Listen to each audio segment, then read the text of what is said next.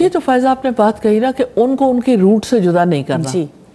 अब मुझे ये बताएं कि माँ बाप की रूट क्या है। माँ बाप की भी तो रूट है ना, उनकी रूट है। तो माँ बाप की रूट दादा दादी है ना, ठीक है। अगर दादा या दादी समझाते हैं तो माँ बाप ये क्यों समझते हैं या माँ क्यों समझती है कि यानी हम बच्चे को उसकी रूट से उखाड़ा जा रहा है। भाई बच्चा तो अपनी असल रूट के पास जा रहा है जी। तो दादा दादी जो है वो कोई अपने पोते के या पोती के मुखालिफ नहीं होते, दुश्मन नहीं होते। वो उसको वो चीज़ सिखाएंगे जो शायद माँ बाप अभी तजर्बे के बाद 20, 30, 40 साल के बाद वहाँ तक पहुँचेंगे। तो असलन ये है कि अगर वो कोई नेगेटिव रोल प्ले कर रहे हैं तो उन्हें नहीं करना चाहिए, लेकिन पॉजिटिव रोल प्ले करने की तो इजाज़त देनी चाहिए। जी जी, वो तो बिल्कुल देनी चाहिए। अच्छा, फिर आप देखते हैं कि आप कहते हैं कि माँ तो असल रूट है लेकिन फूफी रूट नहीं है।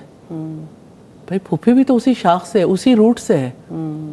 और मैं ये कहती हूँ कि फूफी को भी मनफी रोल प्ले नहीं करना चाहिए, लेकिन हमारी सोसाइटी में जहाँ फूफो की चालाकियाँ और फिर फूफो के बारे में हम बैठे हुए थे सारे खानदान, तो हम यही बात कर रहे थे कि इसको भी ज़ेरे बहस लाना चाहिए कि ये जो फूफो का कैरेक्टर जो है, जिसको इतना खतरनाक कैरेक्टर बना दिया गया, किसी हद तक ये बात दुरुस्त भी है कि फूफो का रोल जो है ना, सब फूफियों को सोचना चाहिए, चाहे वो मैं हूँ या कोई और। जी बिल्कुल। हर फूफो को ये सोचना चाहिए कि मुझे खानदान में कैसा रोल प्ले करना है।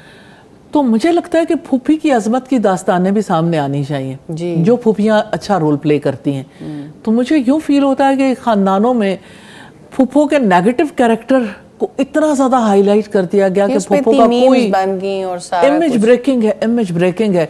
असल में रिश्ते इसी तरह से टूटते हैं। यानी फूफो का रिश्ता तो अब तकरीबन लोगों ने फारिग कर दिया हुआ कि फूफो घर में आई तो समझो आफत आ गई, आफत आ गई। और उसकी वजह से, और वैसे मैं ये फील करती हूँ कि हमारी सोसाइटी में कुछ प्रॉब्लम भी है।